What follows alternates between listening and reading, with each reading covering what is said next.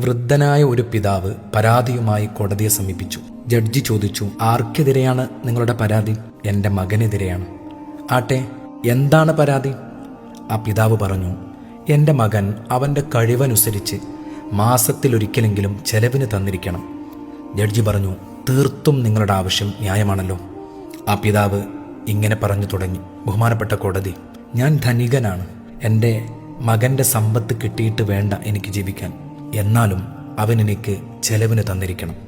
കോടതി അത്ഭുതത്തോടെയാണ് ഈ വിചിത്രവാദം കേട്ടത്.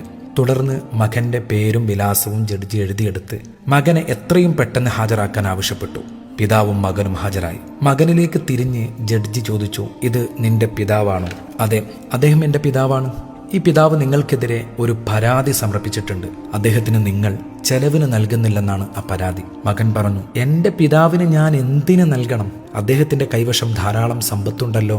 ജഡ്ജി പറഞ്ഞു, ഇത് നിങ്ങളുടെ പിതാവിന് ന്യായമായും കിട്ടേണ്ട അവകാശമാണ്. അന്നേരം ആ പിതാവ് ഇടപെട്ടു, ബഹുമാനപ്പെട്ട കോടതി, എൻ്റെ മകൻ മാസത്തിലൊരിക്കൽ ഒരു ദീനാറെങ്കിലും നൽകണം എന്ന് അങ്ങ് ഉത്തരവിട്ടാൽ ഞാൻ സന്തുഷ്ടനാകും. പക്ഷെ ഒരു കണ്ടീഷനുണ്ട്. ഒരു ദിവസം പോലും മുടങ്ങാതെ തീരുമാനിക്കപ്പെട്ട ഡേറ്റിന് കൃത്യമായി ആ പണം അവൻ തന്നിരിക്കണം. തർക്ക വിതർക്കങ്ങൾക്കൊടുവിൽ ജഡ്ജി വിധി വായിച്ചു. ഇന്നാലിന്നയാൾ തന്റെ പിതാവിന്റെ കൈവശം എല്ലാ മാസവും 3-ാം തീയതി മുടങ്ങാതെ ഒരു ദീനാർ വീതം നൽകിയിരിക്കണം. കോടതി പിരിഞ്ഞൊഴിയും മുമ്പ് ജഡ്ജി ആശ്ചര്യത്തോടെ പിതാവിനോട് ചോദിച്ചു, നിങ്ങൾ എന്തിനാണ് ഇത്ര നിസ്സാരമായി ഒരു ദീനാർ മകനിൽ നിന്നും കിട്ടിയിരിക്കണമെന്ന് വാശി പിടിച്ചത്? ആ പിതാവ് കരഞ്ഞുകൊണ്ടിങ്ങനെ പറഞ്ഞു, എൻ്റെ മകൻ മുഴു സമയം ജോലിയിൽ വ്യാപൃതനാണ്, കൂടെ ബിസിയുമാണ്. ഒന്ന് ഫോണിൽ വിളിച്ചെങ്കിലും എന്നെ അന്വേഷിക്കാൻ അവന് സമയം കിട്ടുന്നില്ല. എനിക്കാവട്ടെ അവനെ കാണാതിരിക്കാനും മിണ്ടാതിരിക്കാനും ആവുന്നില്ല. ഈ കോടതി വിധി നിലവിൽ വന്നാൽ മാസത്തിലൊരിക്കലെങ്കിലും എൻ്റെ മകനെ എനിക്ക് കാണാമല്ലോ. ഇതൊരു ചെറു കഥയാണ്, ഗുണപാഠങ്ങളേറെയുള്ള കഥ.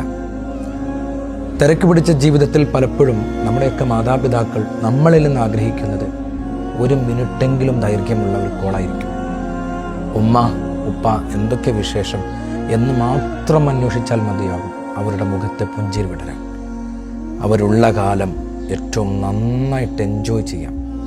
അവർ പോകുമ്പോഴേ ആ ശൂന്യത പലപ്പോഴും പലർക്കും ബോധ്യമാകും.